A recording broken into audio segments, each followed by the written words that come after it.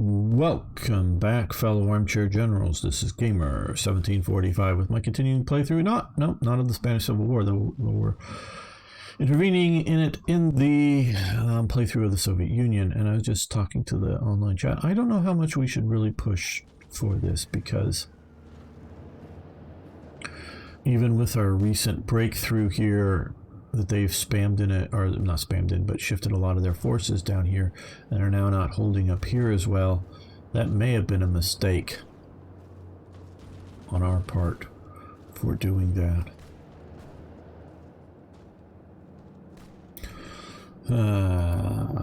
Let's push here to counter that there.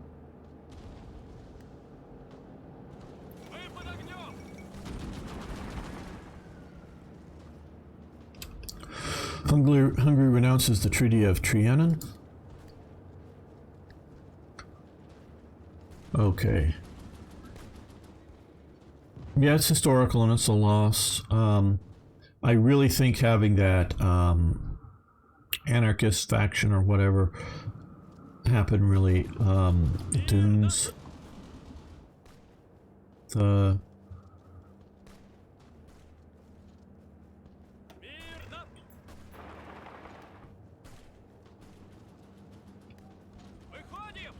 Republican cause. I don't know that it's at all historical.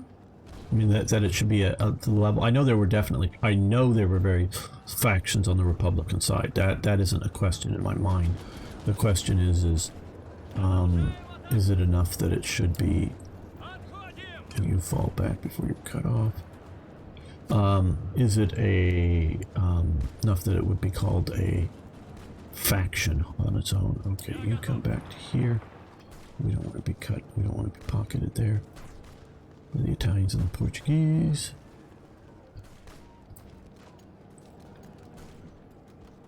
Okay, well, let's try this again, but with 2 divisions. Oh, well, we have supply, at least for the moment. No, okay, we're gonna come to here. You guys, you come to here. You fall back.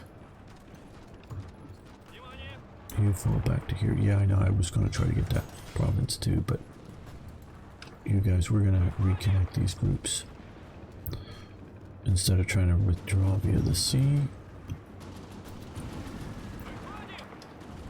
Yeah, this may have been a complete disaster by my causing. Come on, you guys come here.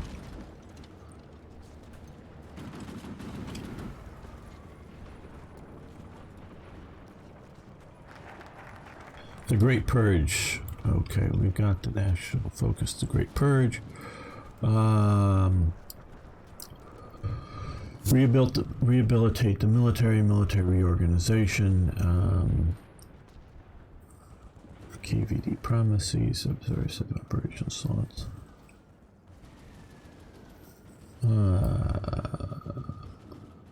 War, yeah, get SMERSH.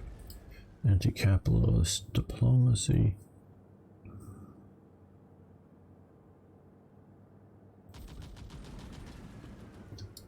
Anti-fascist diplomacy. I like the reconcile with Japan, claiming Sikkim, expand the Red Fleet. Those all like sound sort of nice, but well, these aren't necessarily exclusive to each other. Okay, keep that in mind. But we do have a clock. Socialist realism, political power, aviation cult.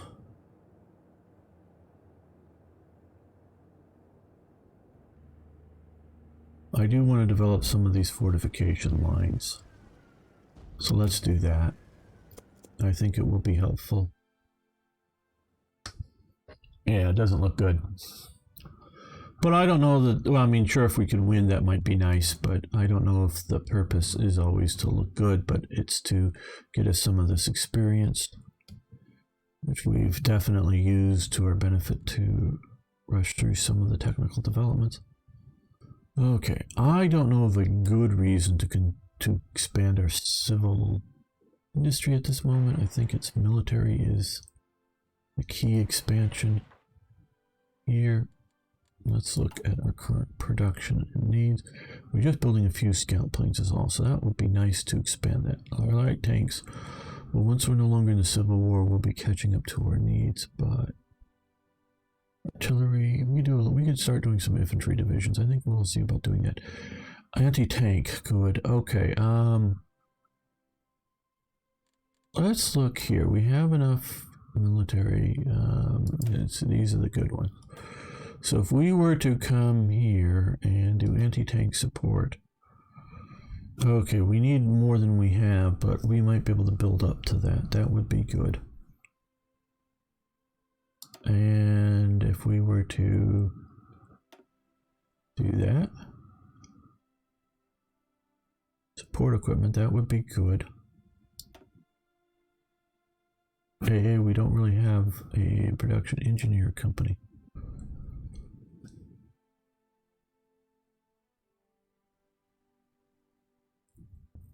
Yeah, I think we want to do this. We're going to do all of this right now.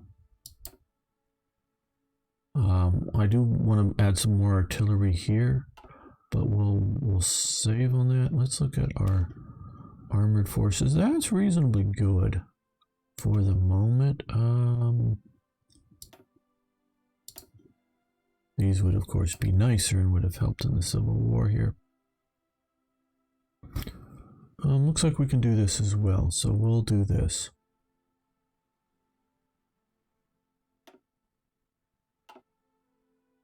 Okay, so now to here, it's looking to be... Let's do some support equipment. I think we have the resources for that. Let's do 2 factories of that. Well, eventually, but... We're going to continue to bravely fight this out. The Fourth International. A number of communist delegates from around the world meet in Paris today for a founding conference, laying the groundwork for what has been known as the Fourth International. Calls for its formation have existed for years, with supporters of Trotsky's theories taking the lead. Stalin has responded to the growing support for Trotskyism abroad by ordering additional assassinations. This is what I was talking about in the last episode, and increasing propaganda against his old rival. With the past purges of suspected Trotskyists in the high ranks of the Soviet military and leadership in recent memory, this is unlikely to be met with any resistance. Yes, Stalin definitely uses assassination to gain political control over the various communist parties around the world.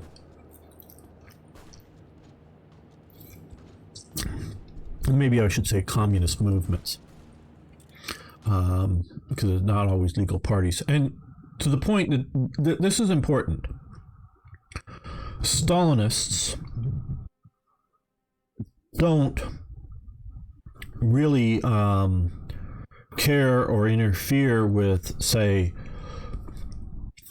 who's in power in other parties outside of the Soviet Union, and that if they are a socialist party, if they are a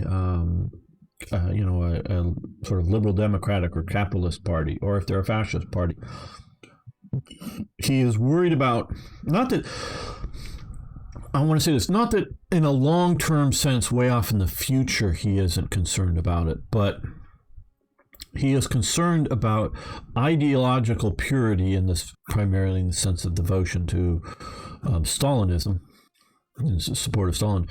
That is what he's worried about. He wants to maintain control of that, and he isn't trying to topple some sort of fascist government. Yeah, he's intervening in the Spanish Civil War. Why? I think because he wants to control the left in the Spanish Civil War, not so much that he feels he needs to win the Spanish Civil War to have Spain as part of, the Soviet Empire.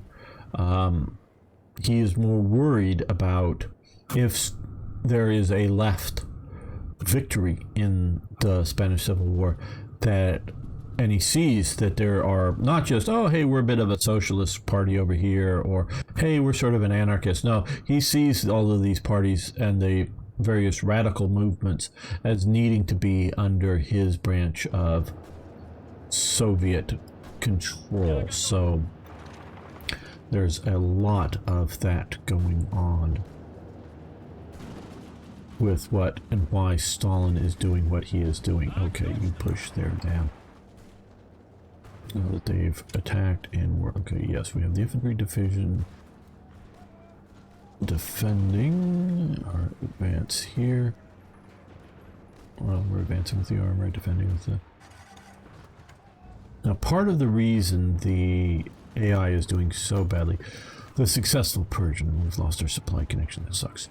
In the wake of the formation of the Fourth International, the hunt for Trotsky supporters has intensified, and several people close to Stalin were executed. Left with no one but himself, Stalin has retreated to his mansion with every treacherous friend and family member finally dealt with. He can now find some rest and focus on bringing glory to the Soviet Union. Time to hang up the axe. Remove national spirit Trotskyist plots. Okay, so we've removed that. Spirit, I don't remember what it was. Okay, you guys keep moving along with our armor as we move this way to get back into supply. Get our cutoff forces here. Okay, now that we've make sure we don't want to lose the division preferably. Oh, now we've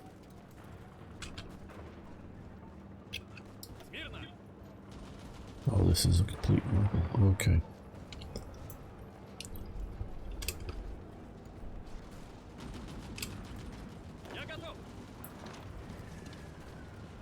Yes, you're back into supply briefly now here. Computing machines, yes, and maybe we're being a bit extravagant with some of that technological development. Okay,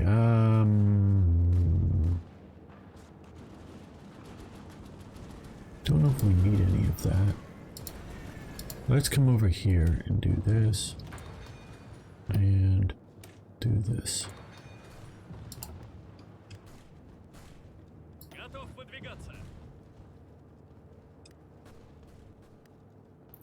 Okay, well, it looks like I've done a successful retreat.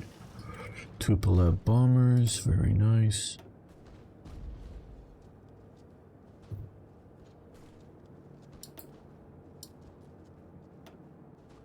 Those are 39. We'll wait till 39 to push on that technology.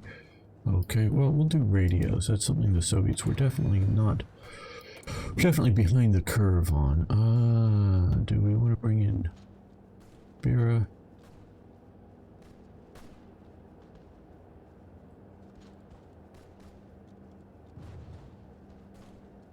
Smooth talking charmer, trade deals.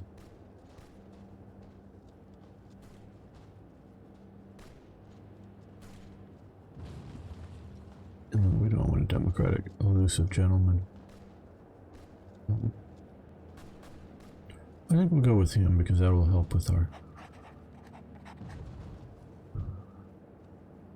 spies and whatnot. Okay, well, we're going to see if we can kill this pocket. You're going to support killing that pocket.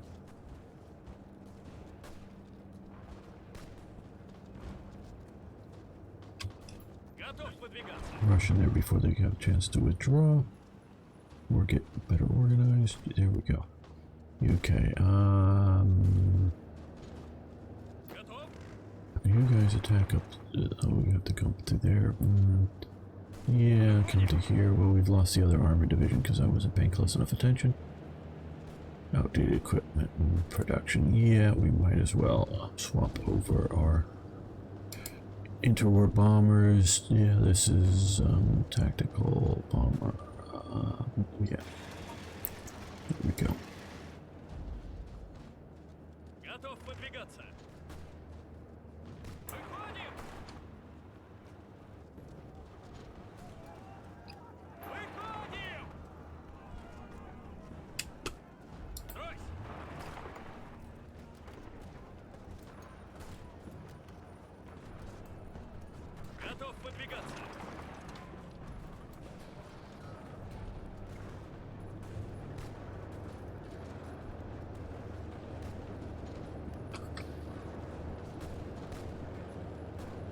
Oh, what's IKB saying here?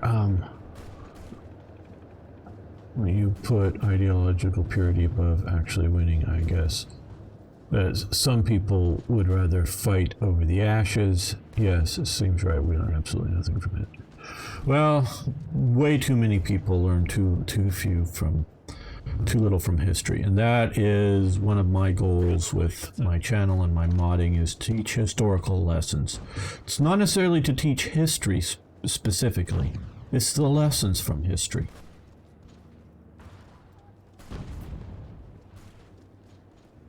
And we'll talk another little thing here. Lessons from history. Back to last episode, if you're watching this later on YouTube, talking about the Munich conference and excluding Stalin from it had serious consequences long term. And it did. It really built in this distrust of the West and the West's motives.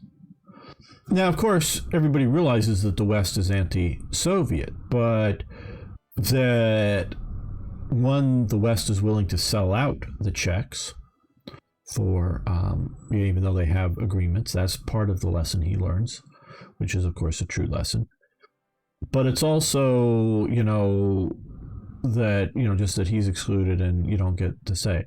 Now, the other extreme, and we can see this today, is that under the Clinton administration, they bring in the World Trade Organization, the WTO, and a lot of you, are young enough. It's always been around. Yeah, I think it's like 1995 it's created. And it's under the Clinton administration that China gets into the WTO, the World Trade Organization. And China makes all kinds of promises. One of them, of course, and I don't know all of them, but one of them, of course, is to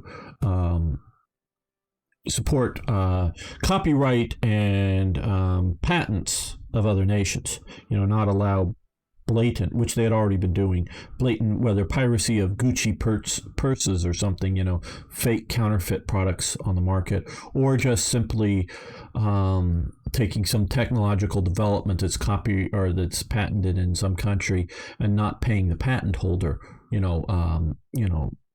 money for its use, whether they would legally willing to, pay money payments for its use, or whether they just want to exclusively produce whatever it might be, even, that's whole other questions. And China's never, it promised that at its start and has never, we can attach to here. Okay, help a little bit, but I know for losing divisions, we're not replacing them. Spain is doomed. But so the other extreme is bringing China into all these organizations, and including the Security Council of the UN. And maybe the security, just because they are such a big nation, should be on the Security Council of the UN, maybe. But we let them, because of that and other things, because of these things I was talking about, not just Security Council of the UN, let them pick who the World Health Organization leader is. Well, China is a corrupt place.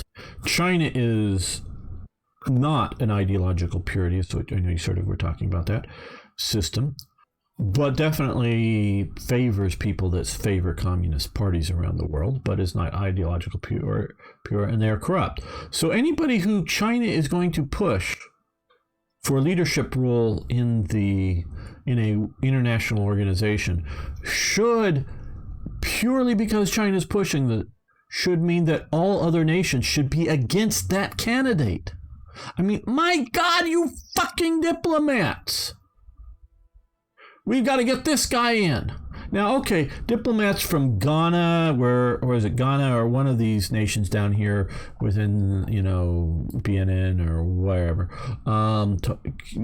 China's given some naval vessels, and these are not like destroyers. These are like something more than a fast attack craft, but they're not quite what we would call ships, big boats, that are just sort of anti-piracy kind of anti-coastal piracy boats and other sorts of things. So China, is getting a lot of influence around in Africa, and sure, these diplomats, they're going to, he who's giving them the most benefits is going to get their support. But all of the, say, freaking European diplomats are going, China's pushing for this person in charge of the WHO. Now, they go, who, what does it really matter?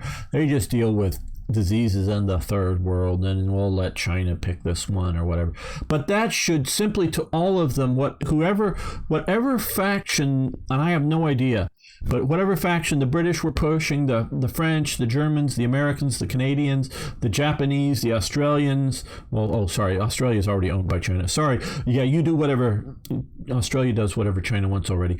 India, who all these other nations should just go, oh, that's the Chinese candidate. Okay, well, we'll support anybody but him, maybe. I mean, we'll fight over it, but if it comes down to, even if that person has the most votes as an individual, not the most votes total, but the most votes compared to any other individual, we'll all get behind the other second most popular person out there, and which will, flood it, and then make sure that China doesn't have this huge influence over the WHO. And so, and we're not talking the good WHO, as in the WHO, the band, but so we'll have, so we can look at the other extreme. So no, we shouldn't, because China's too big of a factor in the world, we shouldn't, put them behind a great wall and never talk to them and have them never have any say, because that is probably a bad lesson from history, to complete isolation, because that's denying the reality. Unless you really believe they are either a rogue state, we can say somebody like Iran, maybe, or you are willing to develop a coalition that's not necessarily going to invade, but really try to work and destabilize that country, say maybe like Iran or the Soviet Union prior to World War II, so that you look at it and that way that it's an active campaign that is an enemy country that maybe, yeah, you're not wanting to put large numbers of soldiers in and have huge numbers of people die, but you're actively campaigning to destabilize and destruct that country functionally. So unless that's the case, you need to acknowledge reality. China exists. China, has, and since it's joined the WTO, has become a massive industrial power.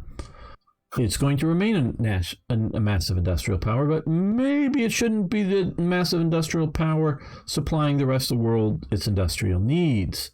So things may need to change. And so these are some little lessons from history that people don't seem to get. And I'm not talking about some factory worker, some farmer, some ad agency executive somewhere in the world that needs to know all this stuff. But our freaking diplomats, our freaking political leaders should have all these lessons down and known by heart, but they don't seem to freaking get it. I don't know what's going on. Okay. You have ice cream trucks? No, it's just sound popping off of my system. Oh, you're talking about ice cream trucks over in your house. Okay, I'm just reading some of the chat here. Live in New Jersey, right next to Philadelphia. Okay. The red Chinese pick, yeah, the Ethiopian Marxists. Exactly. That's what I'm saying. I don't think it was an ideological pick. I think it was more of an acceptability pick for him and a corruptibility.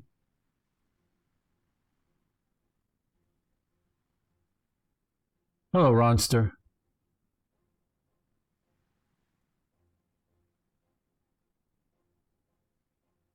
Yes, we know. Mary, the PRC bad. ROC good.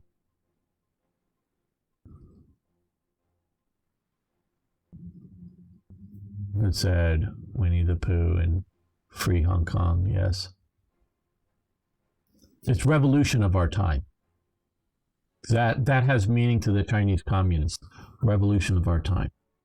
That is, see, I don't know, Ari does it, resistance of our time about Hong Kong. No, it's Hong Kong, revolution of our time, because you talk about the communist revolution in China, the cultural revolution. Those are two different things. You have the communist coming power, then later you have the cultural revolution in China. Revolution of our time has a very specific and particularly Chinese mainland meaning, and there's very strong meaning with revolution of our time with Hong Kong. There is something going on about that.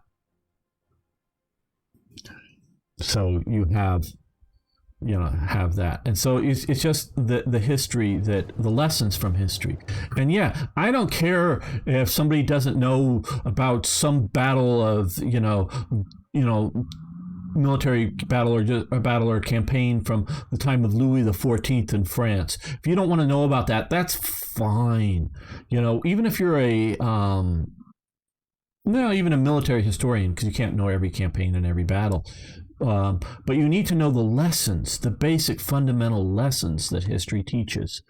And so, the whole Munich Agreement and everything leading up to the Munich Agreement, including the Anschluss of Austria, and then the whole situation over Poland, all of that whole series of events, including, like I was talking about, the Soviet or Stalin's, it's more Stalin's reaction than Soviet reaction, because it's Stalin's reaction, not the Soviet system's reaction to the Munich conference.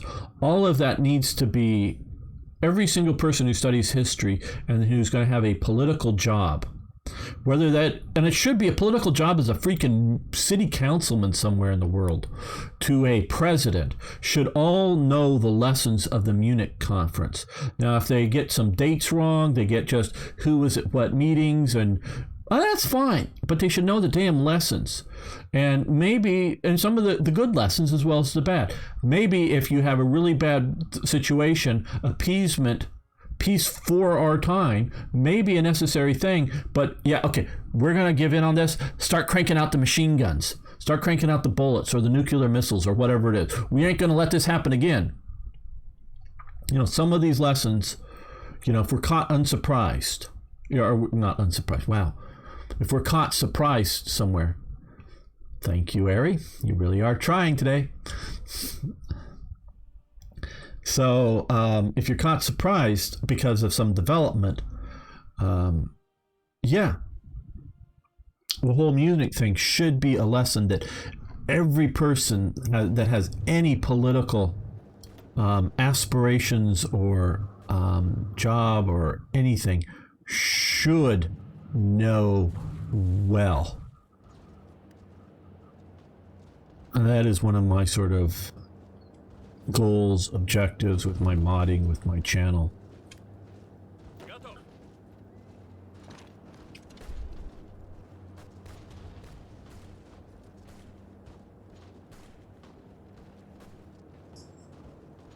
Oh, is IKB in the battle now with all this stuff? Yes. I don't know if the Chinese are listening to us today. They do listen to me sometimes, I know.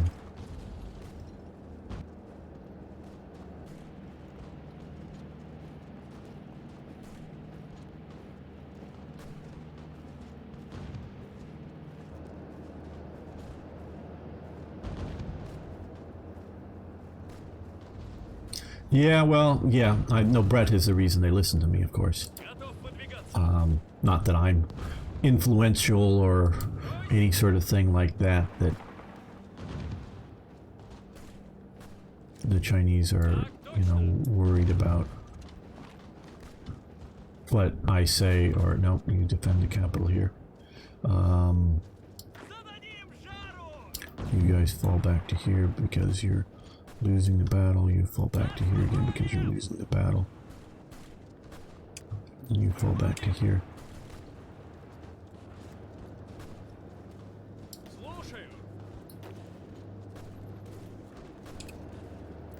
Yeah, you fall back to there.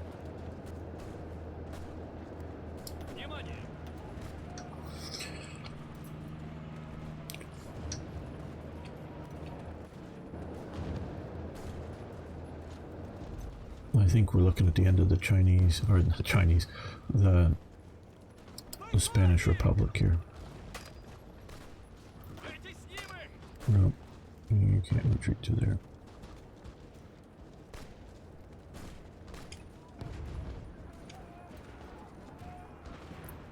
Non-aggressive pact for Communist China. Okay, we'll do that. Okay, we can recruit another spy. That's right, because we got a new minister here, well groomed. A seducer. Okay. Now, again, I know this is somewhat random, or this is random. She would have been to me the seducer, and she's what not, but whatever. I find some of this stuff a bit funny. Someone should probably warn him not to watch the following episodes of the Soviet Union. Yeah, I don't. No. Oh, well, the modern Chinese Communist Party doesn't like Russia or the Soviet Union.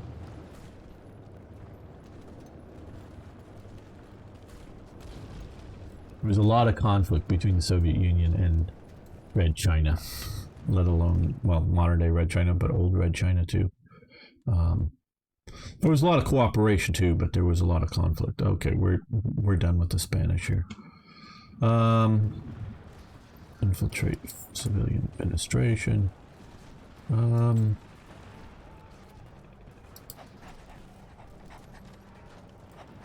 Let's do that. Let's see if we can take over the Spanish Republic or something. A little late now, I know. Doesn't like foxes, it seems. What are we doing with it? I don't know what was. Red communist foxes, I guess, I don't know. Well, it looks like right now it's mostly us still fighting.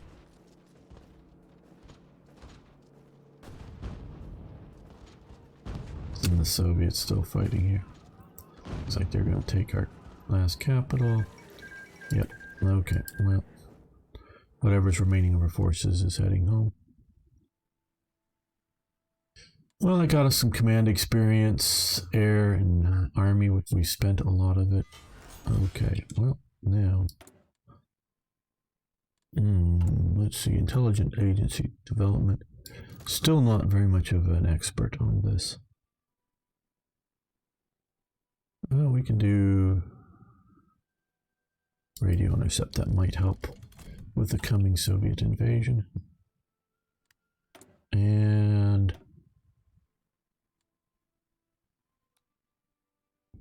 we're continuing to build our industry up in the rear. And now we're going to look at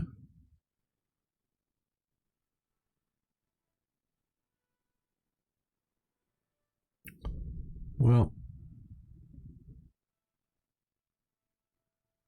I think more support equipment would be in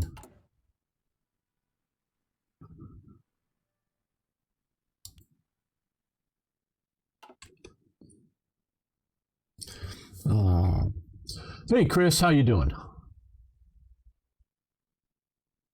Was the most equal after Mohaha?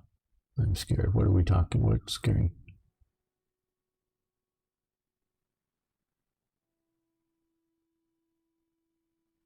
Yeah, we're letting China also get too much influence in, say, our technology companies, particularly social media companies.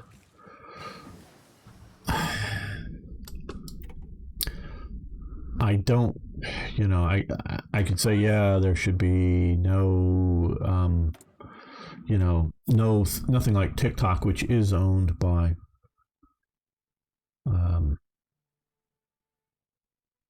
Tencent, I believe, or one of the Chinese megacorps. Should they not be allowed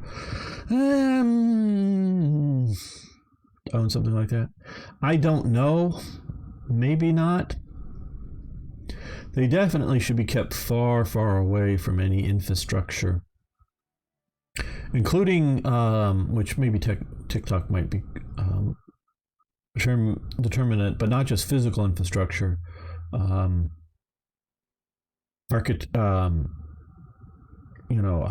application infrastructures going on.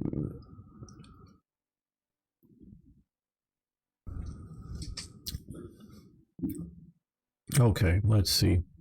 Not used to this mass mobilization. Deep battle doctrine. Well, that was sort of the theory that the Soviets were going for and did sort of, for a while, get rid of, and then I think go back to. So we'll go down deep battle doctrine.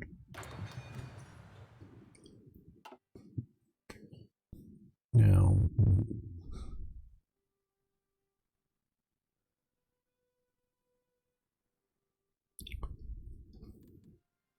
do we have any decisions that we want to make? Okay, well, we could.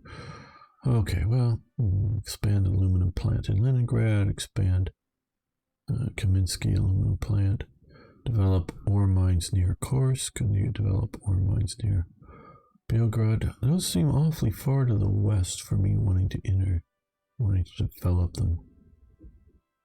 Where's Kaminsky? Isn't there a, yeah. States.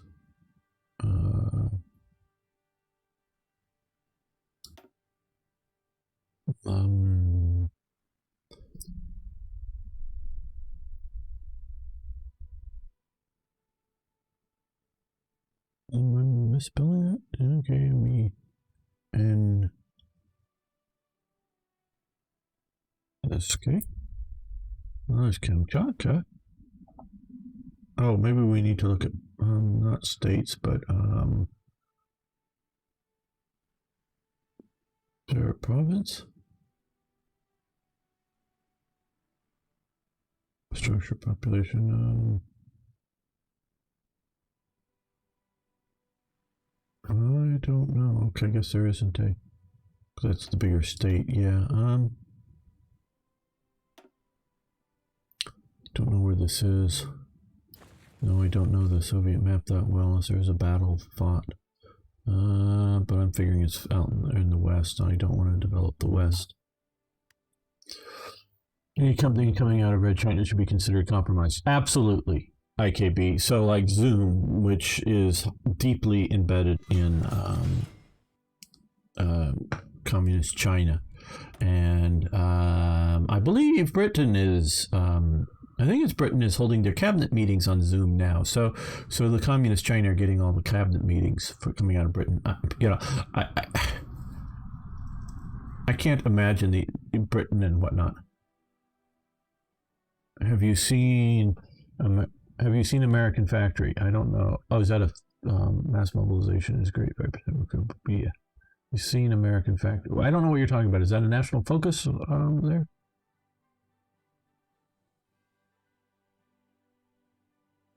Well, good, Chris.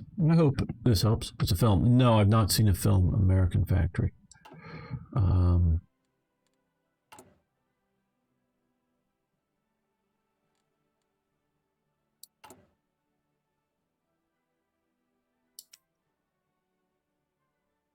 don't know. Do we care about AA? We should start expanding our...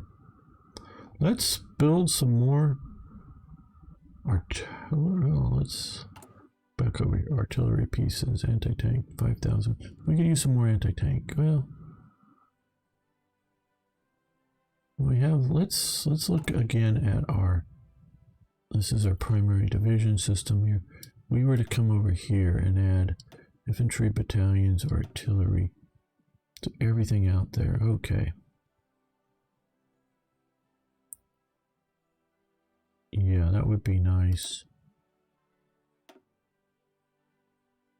That's getting to sort of to where I want this to be. Okay, so that will get that. Yeah, now we're down to 64. That's what I thought, maybe. So we're going to build, because we're going to take attrition losses, obviously. So we want to have artillery, not just a good pool of artillery, but we want artillery in production to deal with that thing.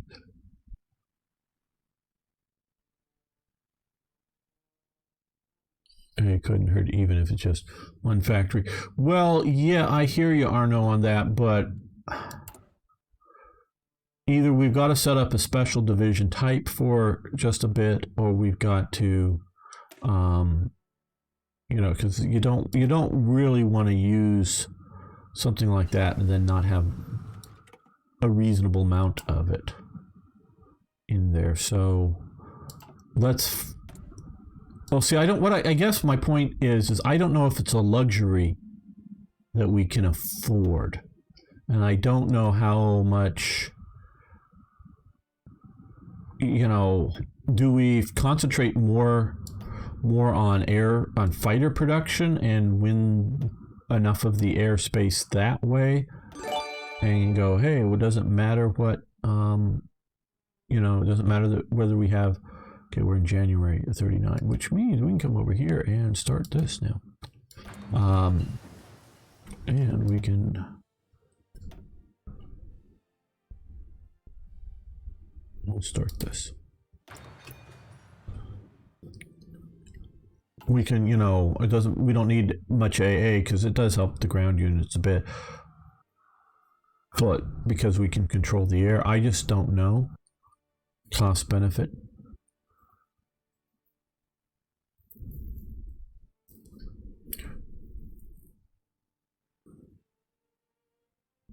Used for garrison units?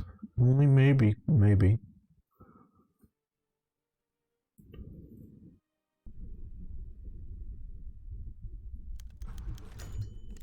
Builds American factory.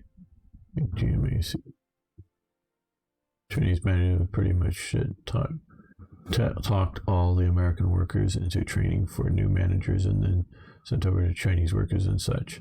Then the wages, safety, and hours worked all went down, way down, except the last one. Yeah, I think we can see the consequences of in Italy, and I don't know if we have any of our viewers from Italy right now that have faced the consequences recently, and lots of people dying and lots of other problems going on, particularly in northern Italy, where you had Chinese who were flush with money buy up a lot of Italian companies. And I think Italy, oh, good, foreign investment, that's nice. But the problem is one, they just want to have that made in Italy label and maybe taking over a somewhat known brand of something in Italy. And then they imported huge amounts of Chinese laborers into Italy. Well, yeah, okay, the Chinese laborers may buy food that's grown in Italy and may, sort of support the Italian economy more than those laborers doing the same work in China. But that doesn't necessarily really help the Chinese situation. So I totally get the European Union's concept of free movement of labor around within the EU for the EU members, but the idea that you allowed the importation of so many Chinese workers into these factories after the Chinese bought them up, I think that was stupid of the politicians.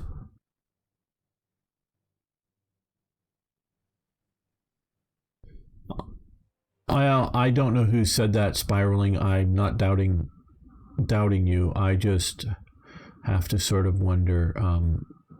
I think there's some elections coming up. I know some elections in places have been postponed, which in America, they canceled the primary for the Democratic primary for New York State, and the federal judge said, nope, you got to have the primary.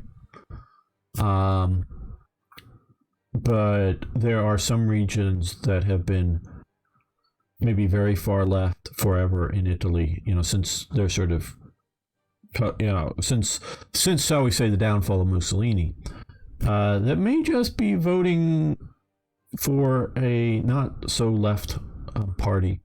It's not saying that they're right wing, but they're sort of anti-immigration and maybe anti-EU type parties.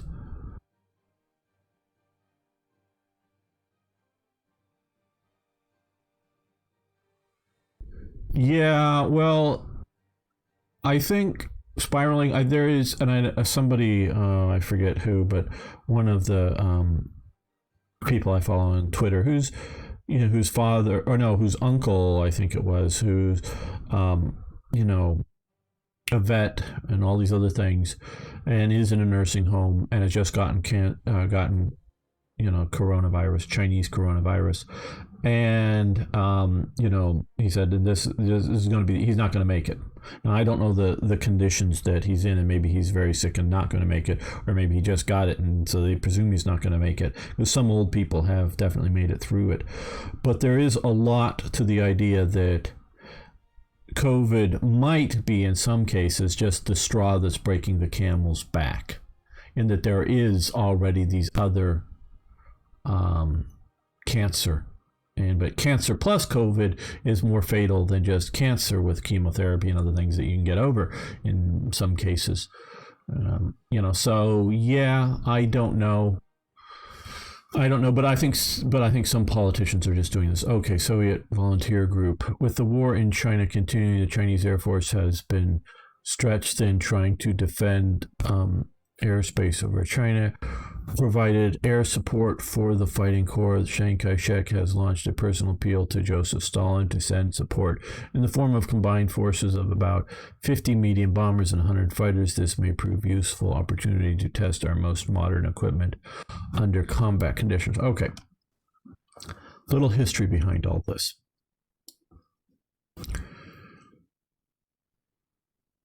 Germany was one of the European powers that was trying to carve up China into really sort of exclusive economic zones, and weren't really overly much trying to rule it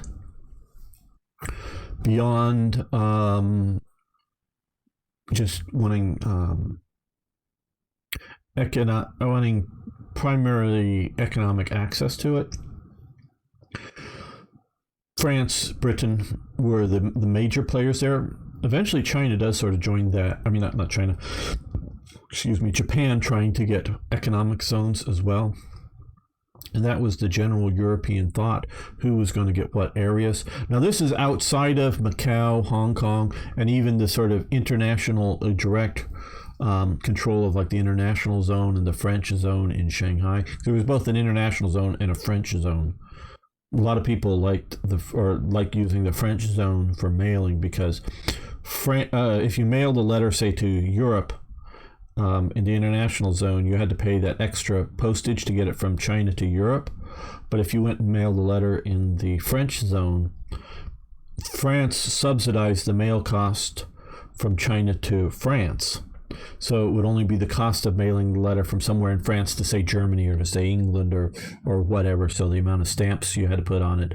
And so it was incredibly cheaper to drop a letter, walk a few blocks, literally, because the zones actually touched each other, walk a few blocks into the French zone, put on French postage stamps and drop it into the mailbox there, or just use the post office or whatever to get it back, because France was subsidizing that bit of the mail out of the French. These are micro states in the sense of China. We're talking about, this area here and this area, big sort of zones of economic control.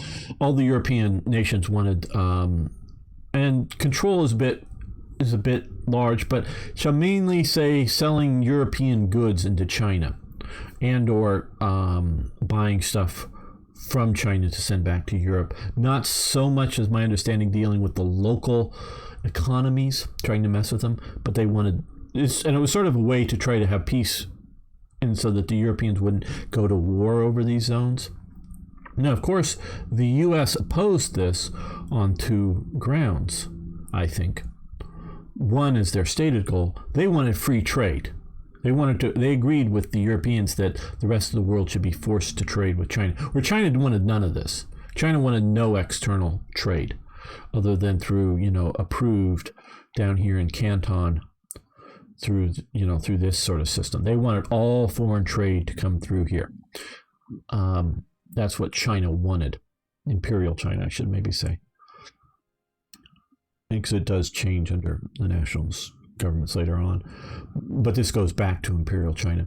The U.S. wants to force China to be part of the free trade, but they want free trade everywhere, by all powers. So part of it is ideological. Part of it is that they're sort of late to the party, I think, in that they, don't have a zone, but they're not really I don't think they really want a zone either. They just want to compete with everything everywhere. So the U.S. has sort of a mixed relation with China on that. Okay. Well, Germany ends up, because of that, and even before World War I starts, even though China does join World War I, mostly to get the sort of, I guess it's mostly up in here, is sort of the German enclave, wanting to get that back. But even post that, they end up having a good relationship with Germany. And it starts with Weimar Germany, in which Germany is supplying some level of weaponry, but not a whole lot, but a larger element of trainers and support elements, which continues under the National Socialist government with Hitler. And this goes pretty well. And it is only after the true outbreak, the post-Marco Polo Bridge incident, war between, I say that because you sort of start with Japan moving into Manchukuo, which could be considered the start of the war with China there. But definitely the Marco Polo Bridge, the Chinese have actually pushed the Japanese out.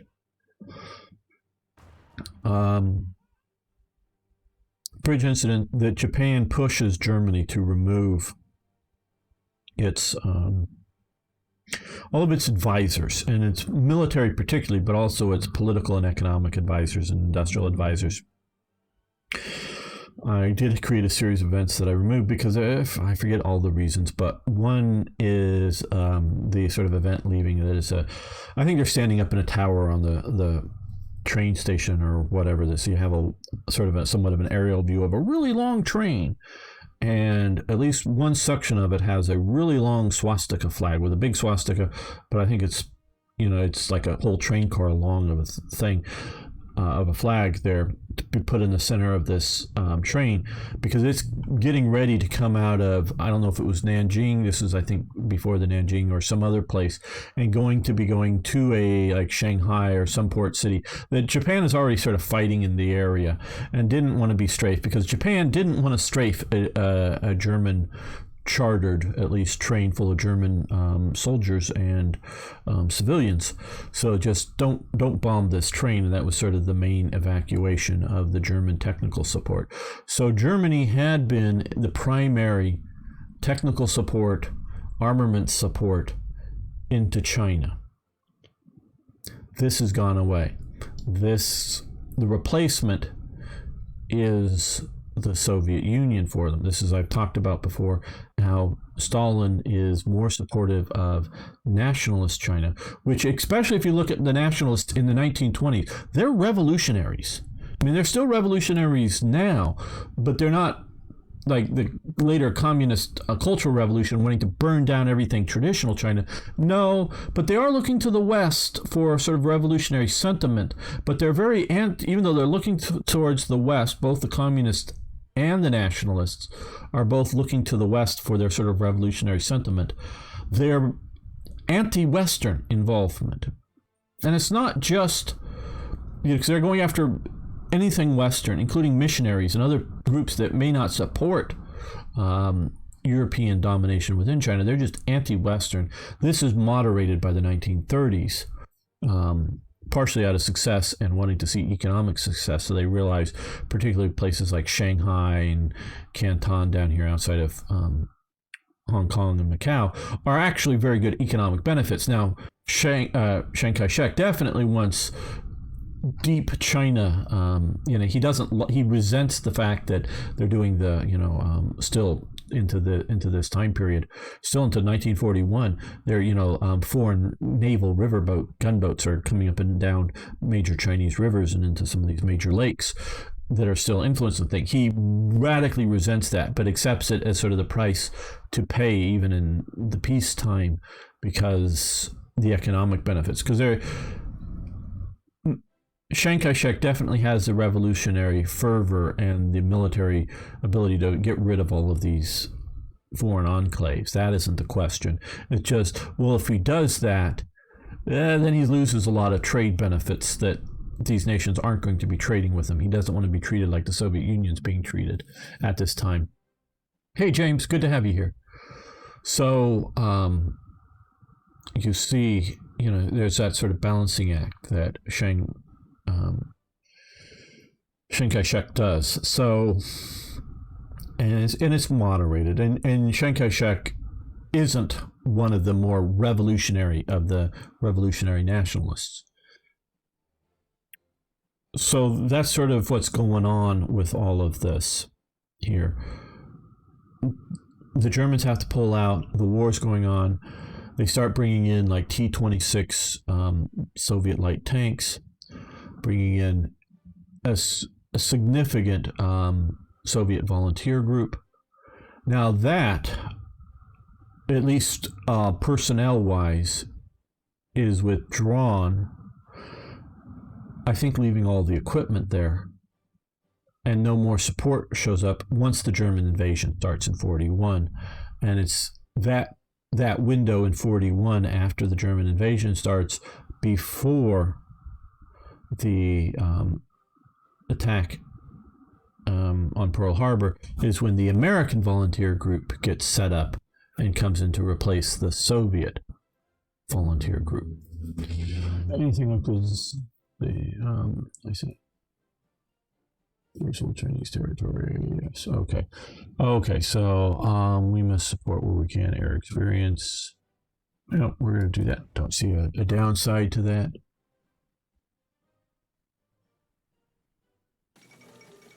German Reich claims memo. Okay.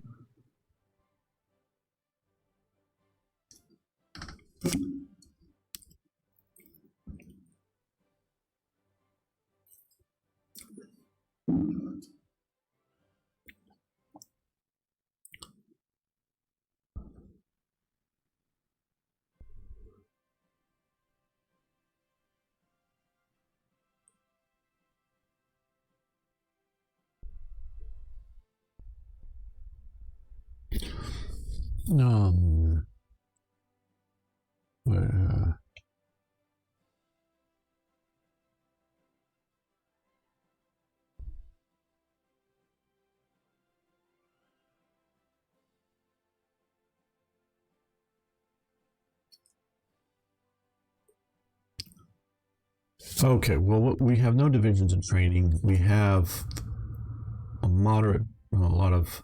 Now, I see, 100,000 basically plus small arms, but I just wonder what we're going to start being faced in the grind with Germany. So that is good, but I think what we can do is start to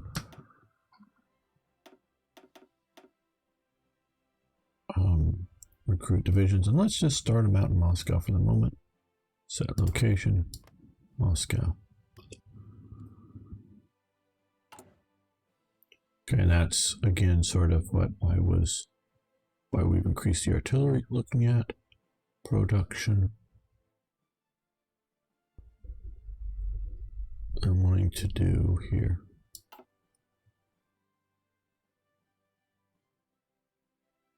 Now the Flying Tigers were good.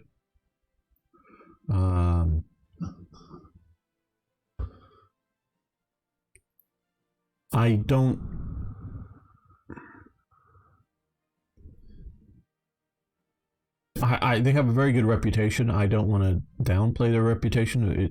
They were good.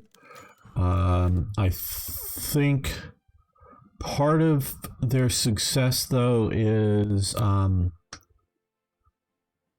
they were unexpected. Not necessarily because the Japanese knew that they were showing up, I'm sure, because they had decent intelligence going on. But I think their tactics and their sort of vigorous offensive operations going on surprised the Japanese a bit more than what they had seen before. Okay, talents of new officers. Our new officers are proving up to the task and are adopting to their new roles in military high commands. We're loyal officer corps in charge of our military. Joseph Stalin seems to have had some effect we hoped for. Red Army is regaining its power. Excellent. Officer. Okay, we're gonna... No, let's look. What do we have here? War propaganda against Japan. Not the one that... oh, no, this is popping up. Okay.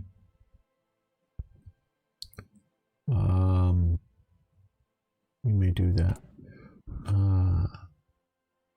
I just want to see before I have us dismiss what is the Has it already been removed? Oh, officers purged. There we are. Okay, so officers purged, divisional organization, factory output, training time, max volunteer force divisions, enforced speech. Okay, yeah. Lowers penalty.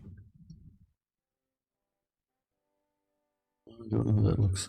Maybe it's already lowered, or oh, we may need to bring this back out again. That's right. Sometimes, yeah. Well, I don't know. Well, I don't. Okay.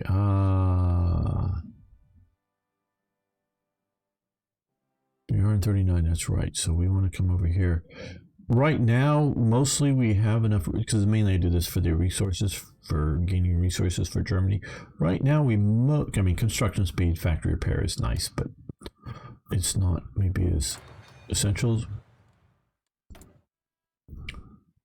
I don't know resource-wise how much we're going to have problems with that, shall we say, compared to what I'm normally used to facing in Germany. Let's do more support equipment. Unifying card is kicked off. Yes, Greg Pappy Boykins. I've watched all the Black Sheep Squadron. I am aware of that. And his sort of military career ends in a Japanese prison of war camp. Yes.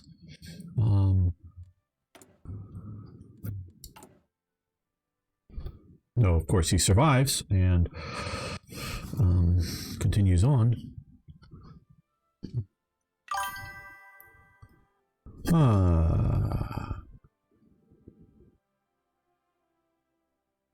Looking at airplanes here, because I think we're going to catch up to the support equipment fairly soon. We're doing decently on artillery, anti-tank. I think I want to do some more fighter production. Yeah, I'm still thinking about the anti-aircraft role, but see, like we only have one factory right now, so we'll do 2 factories once we get the second one built. For fighter production,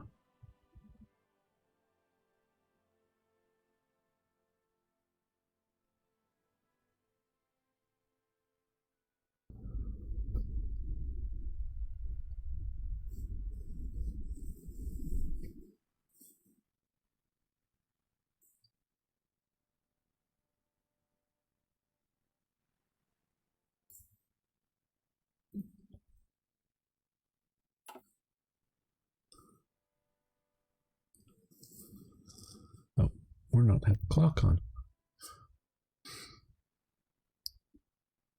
I do understand, and it is a concern for me. Sometimes we need to keep the clock moving a bit faster, but I want to sometimes monologue or sometimes dialogue with your input on topics, and I don't want to have the pressure of worrying about clicking things even in peacetime.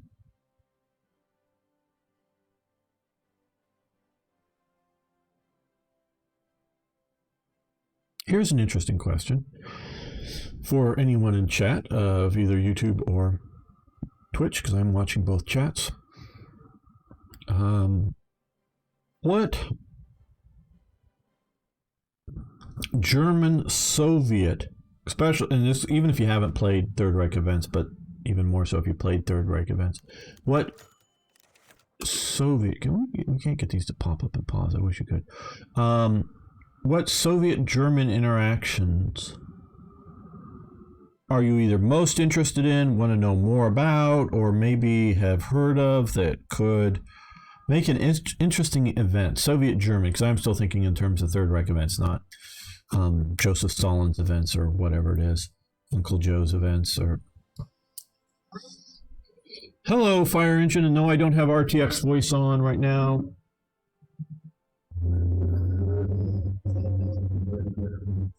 Okay.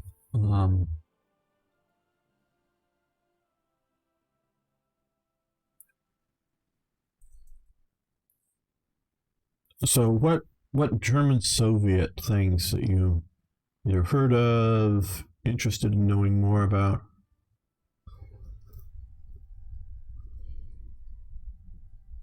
German and Soviet officers after the fall of Poland. Okay, that could be interesting. I definitely have some photos of that.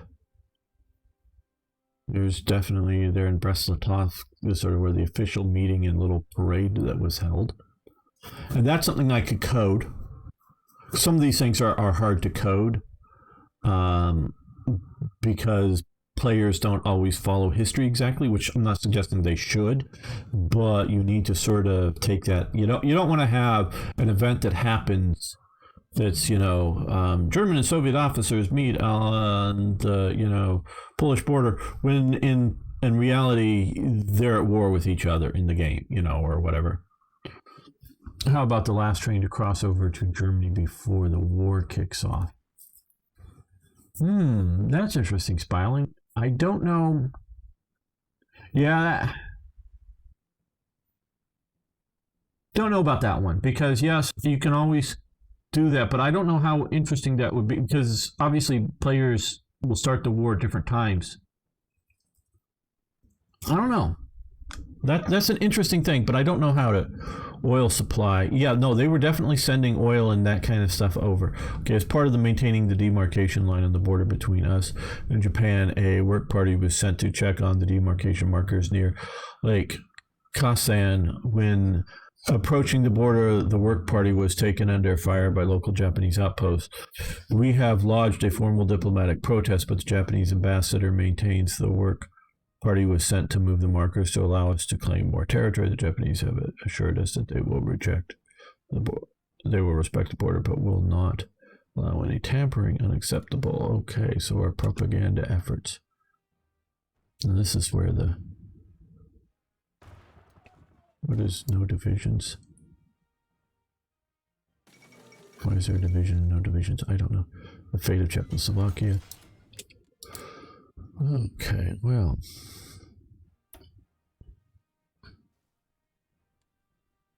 We have some events coming for fortification. So, and I want to see what those do before I start building fortifications. So I think we're going to continue our industrial push here. Time for the Molotov-Ribbentrop Pact. Well, that's more later. 39, but they may be sending it to us. We'll see.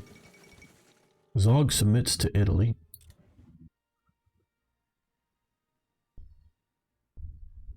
But I think right now we're going to end this episode, not the live stream, but this episode. I want to thank you all for watching. Thanks for liking the video. If you haven't already, please subscribe to the channel, and I love hearing your questions, comments, tips. See you next time for more Hearts of Iron.